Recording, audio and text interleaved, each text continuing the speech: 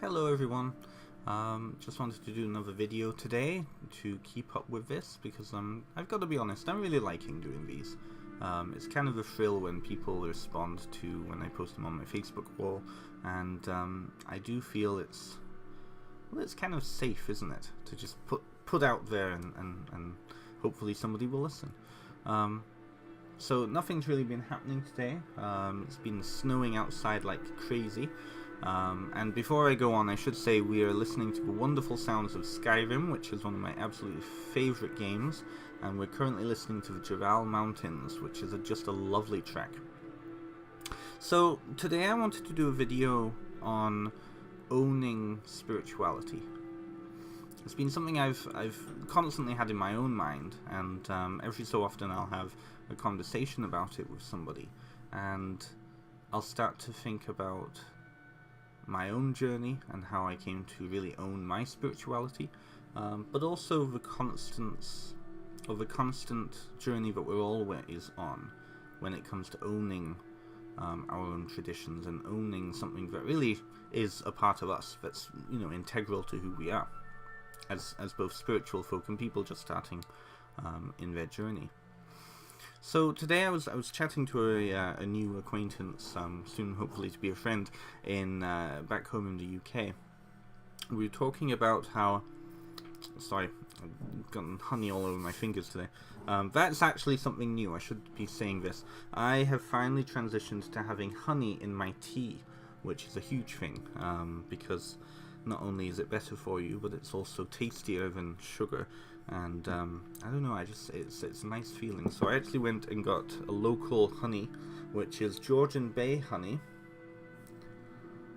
It's good, it's tasty, it's nice, and it goes very well with tea. So anyways, so we were talking, so I was talking to this new acquaintance back home, and talking about how she came to own her own spirituality, and I asked her what was the defining moment.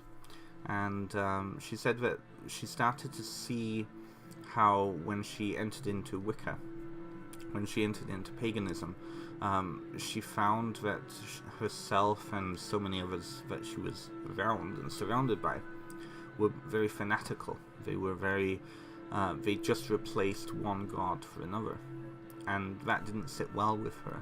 And that's a very common thing that I hear from people, is that a lot of times, when they come into a new religion, or many times they bring their old ways, their old traditions, their own beliefs into this new tradition and just swap out one for another. And it's a very different place, I think, from choosing to join a new tradition out of it just being good in and of itself, and then doing it out of rebellion.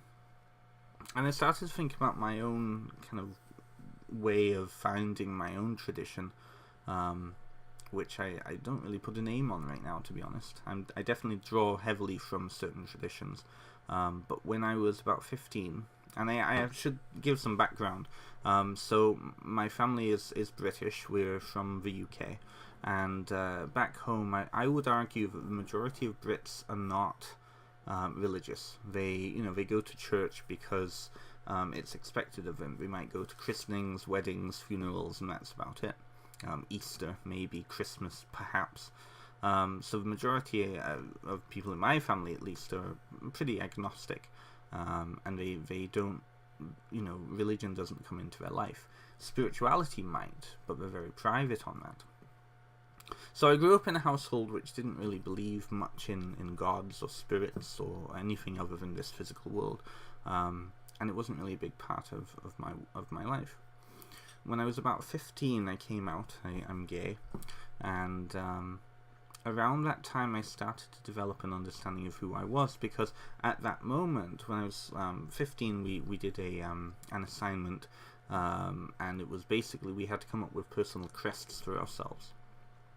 We had to choose symbols that represented who we were, and at that time, puberty is one of those times where people either they get who they are, they might experiment, they rebel, they do all of these things because they're trying to find themselves.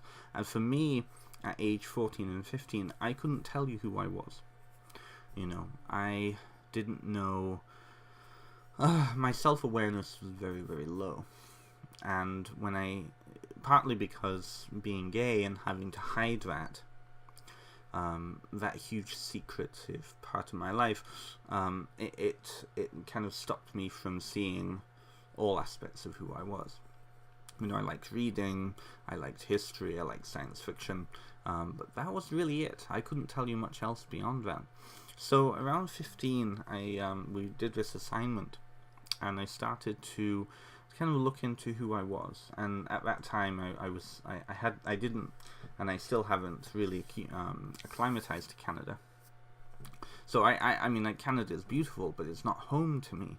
I still remember what it was like to be in Wales. I still remember what it was like to live over there, the culture. I have very strong memories of it. And so I knew that I wasn't Canadian, and I knew that made me different from the kids I went to school with. I live in a very rural area of Ontario here, and so I looked into symbols that represented the UK. And I don't know where, I can't really remember what really made me just do this, but I decided to choose a pentagram. In 2001, there was a movie put out by TNT. Just one sec here. There was a movie put out called The Mists of Avalon. And The Mists of Avalon, it was based on the book, the very well-known book. And it was absolutely incredible. I mean, it was a TV movie, right? But it was still, at that time, it was very well done. It starred Juliana Margulies and a whole slew of other amazing people. And I really resonated with it because it was showing a vision of Britain that was pre-Christian. And at that time, when I was coming out, the place I live had 18 churches, and none of them, at least the message I was receiving was, Christians don't like gays. Christianity is not welcoming to gays. And anyways, other parts of that that we won't get into in this video anyways. So we were talking about The Mists of Avalon. So when The Mists of Avalon came out, and I watched it, and strangely, I only got a chance to watch the first part. I never actually watched the second part until many years later, because what I did was I videotaped it on VHS, and I missed the second part. And this was, 2001 was that time where DVDs were just starting to come into the market, and to buy a VHS was very expensive, and I didn't have any money back then. So it took me many years to actually watch the final ending of it. So I chose a pentagram for this crest. And what was interesting was when I chose that, it was I think it came out of a previous interest. When I saw The Mists of Avalon, I started becoming quite intrigued in this idea of a goddess religion, because it was so different from Christianity. And at that time, I'm not sure if I necessarily believed in a god, but I was definitely searching for something else. And so at age 15, when I put this pentagram onto my personal crest, that's really what attracted me to actually looking into Wicca, because when I was looking online for symbols, I just happened to punch in, this was like, very early days in the internet, so I was using Dogpile and Alta Vista and all these. So I put in just Goddess Religion Britain, and then I thought that, it would just be fantasy, right? Because I loved fantasy novels back then, and so then when I actually saw that there was these Wiccans out there, and pagans out there, and that this was an actual real thing, I thought to myself, this is incredible. So I started to self-identify as Wiccan, and I had no idea what that meant at the time. And then over the next few years after that, I started, finding places online that I could chat on to. There was Mystic Wicks on a huge web forum filled with people. Raven Grimace was part of that. Deborah Lip. Anyways, So I started to self-identify as Wiccan, and part of it was because I was rebelling against Christianity. You know, I knew that Christians would never accept me for who I was, or I should say, the Christians I was surrounded by, because of course I was surrounded by teenagers who were going through the same phase as I was. You know, trying to find themselves, trying to understand who they were, and for them, growing up in that community where, you know, the church was very strong for some of them, that was who they were. And, you know, I respect that. I don't necessarily agree with some of the things that those churches were teaching them at that time, but I respect it. But that was part of their culture. So, over many years, I started chatting to people online, and online really was the only place I could chat to people. There were very few people in the local area who practiced witchcraft that I knew of. Funnily enough, I actually, many years later, actually met a lot of people in the area here who do and have, you know, had covens and all of these, and for years practiced, and I didn't know them really. One of them is a very good friend of mine, and so online was really the place that I was exposed to a lot of these ideas. And at that time, I didn't own this tradition. I didn't own this religion. It wasn't a part of me. It was a mask that I was putting onto myself. And it was a mask because I felt like an outsider, and I felt like I wouldn't be accepted as who I am, so why not just go overboard and become even more of an outsider? And eventually I started being introduced to people online who were practicing and interested in other spiritualities. And one particular person who was one of my first major crushes when I was a kid, he introduced me to somebody else who was heavily interested in Hinduism. And so I started looking into the Eastern traditions, Buddhism, Hinduism, and I admit now that one of the only reasons back then I was interested in those were because I was infatuated. Completely infatuated. I mean, I loved these two people. You know, I cried over them. Anyways, that's a whole other story for another time, but suffice it to say, it was a very shallow start. And but something stuck, and something became... what's the word I'm trying to say? Something stuck, and it became comforting to surround myself in that. It became familiar, and eventually I took it as my own, you know. And at that time, and I realize now looking back at it, that I didn't own the tradition because I was very much by rote. I was very much by, has to be done this way because this book told me so. And I see this all the time. I'm a member of many pagan and spiritual groups on Facebook, and I see so many questions of people coming into this lifestyle and these spiritualities, so concerned that what they are doing might be wrong, that they're not doing it correctly, that they have to know. And you know, when I see these questions, at one time my first initial thought was, oh, just for God's sakes, just like accept it, you know, take it as part of you, do whatever you feel is comfortable for you. And then other parts of me are like, well, no, they need to learn, you know, what other people do in order to generate it themselves. And I think I've come to a place now where I see it as just one step along that road. Although it's not a linear road, it's more like this more often, and sometimes going like this and sometimes going like that. So, so getting back to the story, so I came to a point where during university I took a very academic form of learning about religion and spirituality, and took many university courses on religion, especially around Hinduism and Buddhism, and so for me it became a very academic thing. You know, I studied religion like sociologists, and I started to see the place that religion held in communities, and it was fascinating stuff. It is absolutely amazing how religion and spirituality is a social construct. But I was ignoring the personal aspect there. I was looking so much at the community and how it fits into the group psyche that I didn't see it as being a part of a component of the individuals. And 5 years ago, I'm 30 years old now.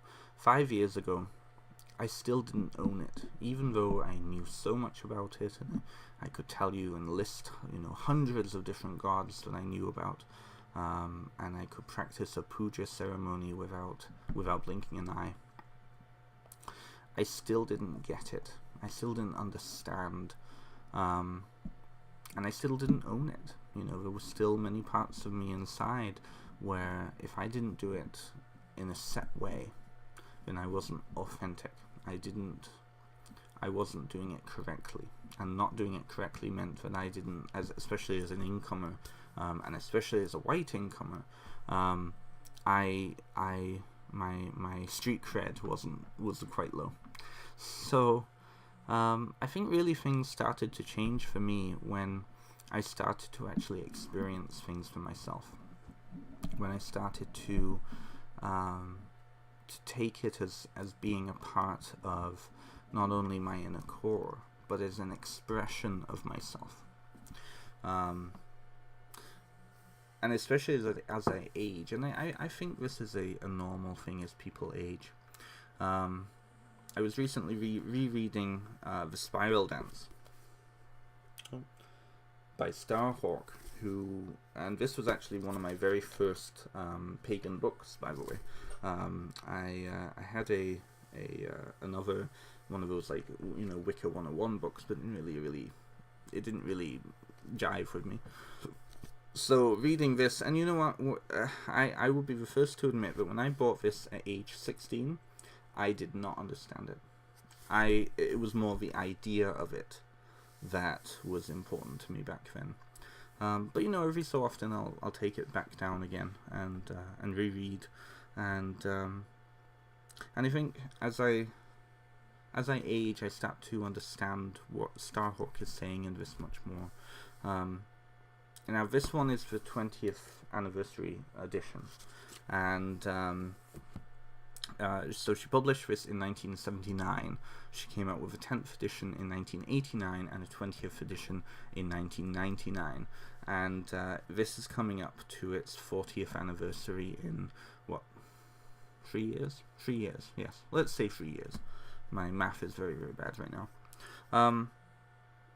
So she said, and I was just reading this over again a couple of weeks ago, and two passages struck with me very strongly. And she said, now I'm middle-aged.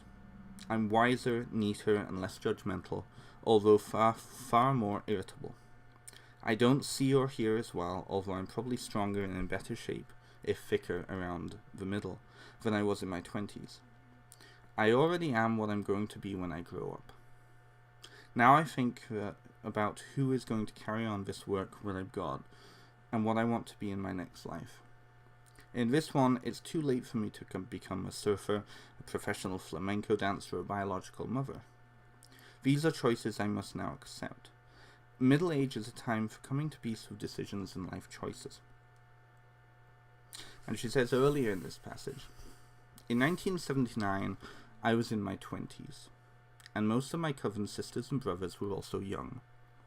I was still inventing my own life and figuring out about some basic things, like what I wanted to be when I grew up, and how to get the dishes done before the supply of clean plates was exhausted.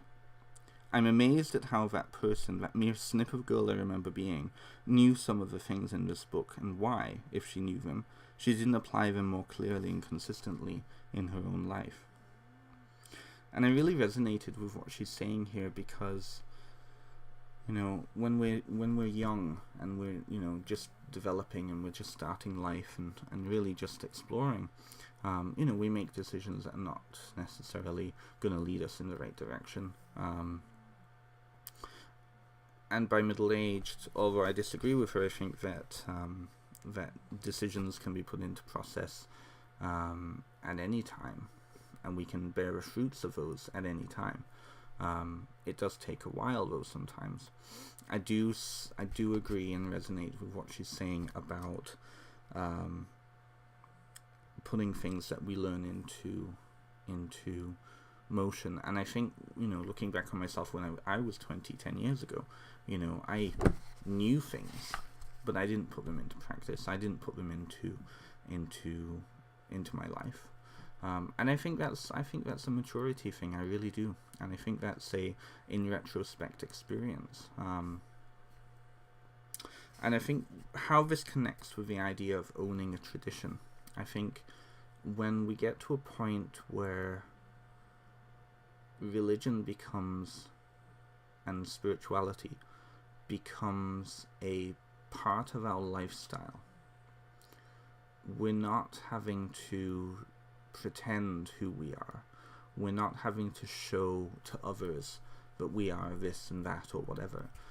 When we do it just for ourselves, I think that becomes that moment where we own a tradition. But I think it comes from having to put decisions into motion, having to live with those decisions and see the benefits or the detriments of those decisions.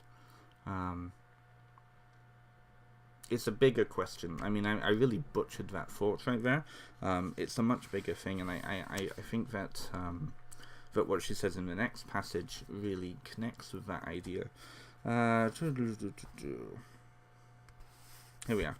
So she's talking about how the contemporary goddess worship movement has changed over the 20 years since this book, and it's changed even more in the 20 years since she wrote this edition. And she says, witches on the whole are interested in discussion of our history. There are now conferences, magazines, articles, and panels at the American Academy of Religions on the subject, but that interest is separate from any sense that the validity of our spiritual choices depends on documenting their origins, their antiquity, or their provenance. This has sometimes been misquoted as not caring about truth. In reality, at least in her opinion, it's simply saying that the truth of our experience is valid, whether it has roots thousands of years old or 30 minutes old. That there is a mythic truth whose proof is shown not through references and footnotes, but in the way it engages strong emotions, mobilizes deep life energies, and gives us a sense of history, purpose, and place in the world. What gives the goddess tradition validity is how it works for us now in the moment, not whether or not someone else worshipped this particular image in the past. And I strongly agree with her. Coming back to the main point of this video and talking about owning a tradition, and just thinking about, again, my own kind of life path and where I am right now. And I'll be the first to admit, in 5 years' time, I might look back on this video and think, oh, he's just talking old bullshit. But at least right now, in this moment, I do feel this way. I think owning a tradition is that moment where we are able to say what we're doing might not have authenticity in the past, but it feels that it's an expression of who we are now. Now, this opens up a whole other can of worms around authenticity and around the route of a tradition versus individual paths versus individual spirituality, and that can be another video for another time. I just wanted to put that out there. But what Starhawk said here really resonates with something that many people and many teachers in my life right now say in less or fewer words, or more or less words. That I'm trying to there's one particular way of saying it that I just love. We construct a narrative of the past in order to create a vision of the future that we carry to.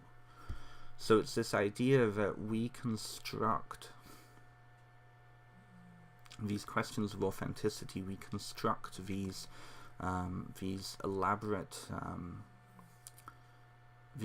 ways of doing something, and a history of that, whether or not it's true or not, because it helps us to connect to that tradition or that lineage or whatever you want to call it, religion, whatever, and that is that piece between, the outside community, the culture, and us as individuals. And I think when it begins to shift from being a question of am I doing this right to this feels right to me, is when we can take those elements and express ourselves, and it becomes a statement of authenticity for us. A few months ago I saw this amazing documentary, and I collect documentaries so I can watch this again, but it was Andrew Graham Dixon, who is a British art historian, and he was looking at reliquaries from the Catholic Middle Ages. And he went around, and reliquaries are basically these beautiful gilded objects containing the bones or personal remains of saints, and they are worshipped and venerated by Christians. And he was going around this museum with Sister Wendy, who is an amazing art historian in her own right. And they came to this reliquary, and the question of whether or not the relic inside was true, whether it was the actual true piece of bone from a body of a saint that may or may not have existed. Anyways, she said something very interesting, and I just love it. She said, the reliquary becomes holy in its meaning, if not in its actuality. And I just love that. I love that idea that, it doesn't necessarily have to be true in order to have meaning, personal meaning. And again, I think that's part of that whole transition of I don't want to say play acting, but of acting out the roles that you want to take, to owning those roles, to owning that tradition, to owning that spirituality. When it has personal meaning to you, what other people think and are doing doesn't matter anymore. Now, that being said, I will do a video on this, because I think I have many other ideas around it, but there is power in tradition, there is power in doing things a certain way, but not for the reasons of meaningfulness, for the reasons of symbolic power. And this comes into practices of magic, but again, that's a whole other discussion for another day, and I will do a video on that because it's a very interesting point. So anyways, those are some of my thoughts for tonight, feeling about authenticity and owning a tradition. And I think right now in my life I feel like I own my spirituality. The depth that I've come to embrace my own path, my own spirituality, my own beliefs, has definitely deepened over the past few years. And I do think that is partially because of experiential, going through ritual, going through experiences that I would never have just by myself. But I also think that depth comes from growing older and, entering my 30s. That now I have the maturity to see, and the self-awareness to see how something affects me inside. And this is something that is going to be a constant thing. And I think everybody should always be self-checking and asking themselves, how does this feel to me? What meaning does this have to me?